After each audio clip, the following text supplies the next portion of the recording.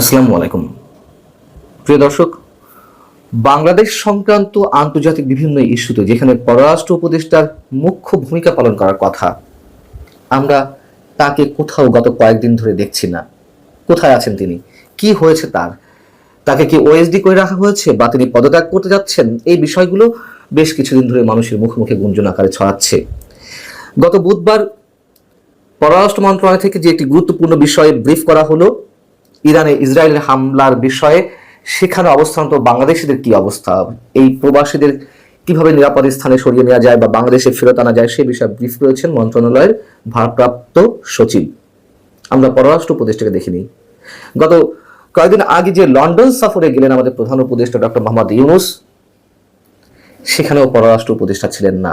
সব জায়গাতে গুরুত্বপূর্ণ ভূমিকা পালন করছেন জাতীয় নিরাপত্তা উপদেষ্টা বহুল বিতর্কিত ডক্টর খলিলুর রহমান। সরকারের পর্যায় থেকেই বলা হয়েছিল যে লন্ডনের এই সফরটি দ্বিপাক্ষিক সফর। যদি সরকারি পর্যায়ের দ্বিপাক্ষিক সফর হয়েই থাকে, সেখানে পররাষ্ট্র মন্ত্রণালয়ের কোনো কর্তা ব্যক্তি ছিলেন না, পররাষ্ট্র উপদেষ্টা তো দূরের কথা, সেখানেও আমরা দেখলাম মুখ্য ভূমিকা পালন করছেন ডক্টর খলিলুর রহমান।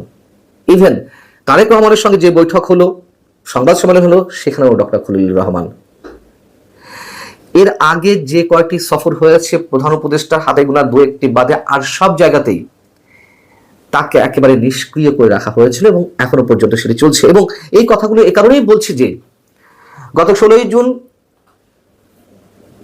জাতীয় নিরাপত্তা উপদেষ্টা ডক্টর খলিলুর রহমান তড়িঘড়ি করে যুক্তরাষ্ট্রে ছুটে গেছেন। কেন তিনি যুক্তরাষ্ট্র ছুটে গেছেন? কার আমন্ত্রণে গেছেন, নাকি নিজ উদ্যোগে গিয়েছেন, আমরা সেসব বিষয় জানি না। তবে শোনা গিয়েছিল তিনি গিয়েছেন এবং সেটি প্রমাণ হয়েছে প্রধান উপদেষ্টার যেই সরকারি ফেসবুক পেজ, সেখানে ডক্টর খলিলুর রহমান মার্কিন উপপররাষ্ট্রমন্ত্রী মিস্টার ক্রিস্টোফারের সঙ্গে সাক্ষাৎ করছেন এমন একটি ছবি আপলোড করা হয়েছে। এবং তিনি খুবই শর্ট নোটিশে যুক্তরাষ্ট্রে উদ্দেশ্যে রওনা দেন। আমি এর আগে জানিয়েছিলাম যে তার চীন যাওয়ার কথা, সেই যাওয়াটি আপাতত স্থগিত করে তিনি যুক্তরাষ্ট্রে চলে গেছেন। এর মধ্যে দিয়ে হয়তো যাবেন, যেটুকু শোনা যাচ্ছে চীন সফরও করবেন। এবং মার্কিন উপপররাষ্ট্রমন্ত্রীর সঙ্গে কি বিষয়ে কথা হয়েছে ডক্টর খলিলুর রহমান তার ফেসবুক পেজেও সম্ভবত উল্লেখ করেছেন, অথবা প্রধান উপদেষ্টার ফেসবুক পেজে এটি উল্লেখ করা হয়েছে যে রোহিঙ্গা সমস্যা, বাংলাদেশ ও যুক্তরাষ্ট্রের মধ্যে চলমান শুল্ক আলোচনা, দক্ষিণ এশিয়ার উন্নয়ন এবং বাংলাদেশের গণতান্ত্রিক উত্তরণ, এসব বিষয় নিয়ে আলোচনা হয়েছে। এর প্রত্যেকটিতেই তো বাংলাদেশের প্রতিনিধিত্ব করার কথা আমাদের পররাষ্ট্র উপদেষ্টার, এবং এসব বিষয়ে তিনি কনসার্ন ব্যক্তি, কিন্তু সব জায়গাতে তাকে অ্যাভয়েড করা হচ্ছে। কি ঘটছে সরকারের মধ্যে? ডক্টর খলিলুর রহমান কেন এত বেশি নির্ভরশীল ব্যক্তি হয়ে পড়েছে ডক্টর মোহাম্মদ ইউনূসের জন্য? এত বিতর্ক থাকার পরেও সেই প্রশ্ন অনেক মহল থেকে এর মধ্যে উঠছে। এবং মার্কিন উপপররাষ্ট্রমন্ত্রী কি মন্তব্য করেছেন, যেটি আমাদের সরকারের পক্ষ থেকে জানানো হচ্ছে যে গুরুত্বপূর্ণ সময়ে অধ্যাপক ডক্টর মোহাম্মদ ইউনূসের নেতৃত্বে যে সরকার পরিচালিত হচ্ছে তার খুব প্রশংসা করা হয়েছে এবং বাংলাদেশের প্রতি মার্কিন যুক্তরাষ্ট্রের অব্যাহত সমর্থন মিস্টার ক্রিস্টোফার পুনর্ব্যক্ত করেছেন। পুনর্ব্যক্ত তো করার কথাই। সাম্প্রতিক সময় যা শোনা যাচ্ছে, নির্বাচন ইস্যুতে একটি টু শব্দ পর্যন্ত গত 10 মাসে যুক্তরাষ্ট্রের পক্ষ থেকে আমরা উচ্চারণ করতে শুনিনি। এবং এই যে সো কল্ড সংস্কার, এখানে সার্বিক বিষয়ে তাদের সমর্থন কেন, কি কারণে, সেগুলো স্পষ্ট, সবার কাছেই, আমাদের কাছে স্পষ্ট। সেনাপ্রধান জেনারেল ওয়াকারুজ্জামানকে সরানোর বিষয়ে নানান ধরনের গুঞ্জন মানুষের মুখে মুখে রটছে এবং তার পরিকল্পনার ছক করেছেন ডক্টর খলিলুর রহমান, এরকম কথাও বিভিন্ন জায়গা থেকে শোনা যাচ্ছে। যাই হোক, যেগুলো কোনো শক্ত রেফারেন্স দিতে পারছে না, সেই বিষয়ে নিশ্চিত করে কিছু বলতে চাই না। বিষয়টা হচ্ছে যে রোহিঙ্গা বিষয়ে তিনি কথা বলেছেন এবং রোহিঙ্গা প্রত্যাবর্তন বিষয়ে আমাদেরকে এর আগে অনেক ধরনের মুখরোচক গল্প শোনানো হয়েছিল এবং সবকিছুর মূল্যে নিশ্চিতভাবে ছিল মিয়ানমারের রাখাইনের উদ্দেশ্যে বাংলাদেশের মধ্য দিয়ে যে কথিত করিডোর দেওয়ার প্রসঙ্গটি, সে বিষয়ে যেন বাংলাদেশের মানুষরা তেমন কোনো আপত্তি না করে আমাদেরকে কনফিউজ করার জন্য রূপকথার গল্প শোনানো হয়েছিল। কি শোনানো হয়েছিল? যে বিমস্টেক সম্মেলনে যখন আমাদের প্রধান উপদেষ্টা গেলেন, তখন মিয়ানমারের উপপ্রধানমন্ত্রী, যিনি পররাষ্ট্রমন্ত্রীর দায়িত্বেও রয়েছেন, তিনি উথান সিউ, তার সঙ্গেও মিস্টার খলিলুর রহমান আলোচনা করেছিলেন এবং তাকে নাকি নিশ্চয়তা দেওয়া হয়েছিল যে 1,80,000 বাংলাদেশে আশ্রিত রোহিঙ্গাকে ফেরত নেওয়া হবে এবং পর্যায়ক্রমে আরো 70,000-এর লিস্ট তাদের কাছে রয়েছে এবং এর ধারাবাহিকতায় আরো 5.5 লাখ রোহিঙ্গাকে তারা ফিরিয়ে নেবে। কি আশার গল্প, কি অদ্ভুত গল্প আমাদেরকে শোনানো হলো। এবং যখন বিমস্টেক সম্মেলন থেকে এই বিষয়টি জানানো হয়েছিল, মন্তব্য করেছিলাম যে একজন রোহিঙ্গাকেও পাঠাতে পারবে না, সম্ভব না। এটা চীন মিয়ানমারের ডিরেক্ট তাদের সিদ্ধান্ত ছাড়া সম্ভব নয়। আমাদেরকে আশার গল্প শোনানো হলো যে মিয়ানমারের উপপ্রধানমন্ত্রী উথান সিউ তিনি নিশ্চিত করেছেন।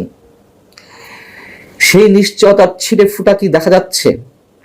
উল্টো ইন্টারন্যাশনাল ক্রুশিয়াল গ্রুপ আইসিজির পক্ষ থেকে একটি দীর্ঘ প্রতিবেদন বুধবার প্রকাশ করা হয়েছে, আপনারা অনেকেই জানেন, পড়েছেন প্রতিবেদনটি।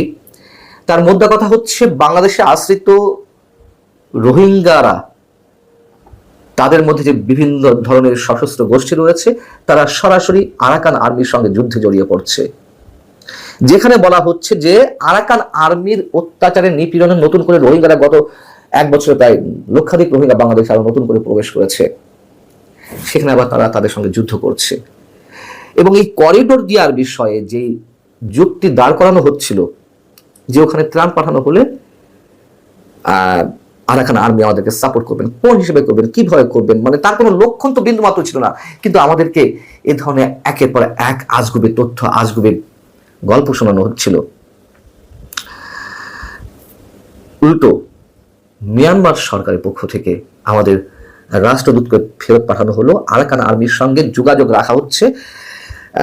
বাংলাদেশ সরকারের পক্ষ থেকে এই কথা তো ডক্টর খলিলুর রহমান সহ আরো অনেকে স্পষ্টভাবে বলেছেন।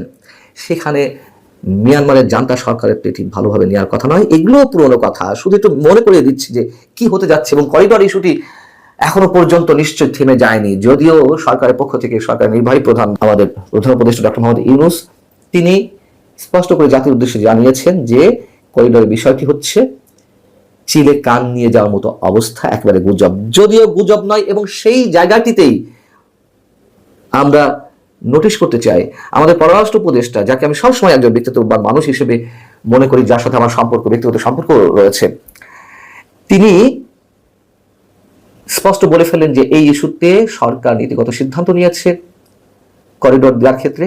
তারপর থেকেই আরো বেশি মাত্রায় তাকে আমরা ঘটনার আড়ালে অবস্থান করছি, যদিও তারও আগে থেকে বিভিন্ন ইস্যুতে তৌহিদ হোসেনের সঙ্গে সরকারের একটা দূরত্ব বাড়ছিল।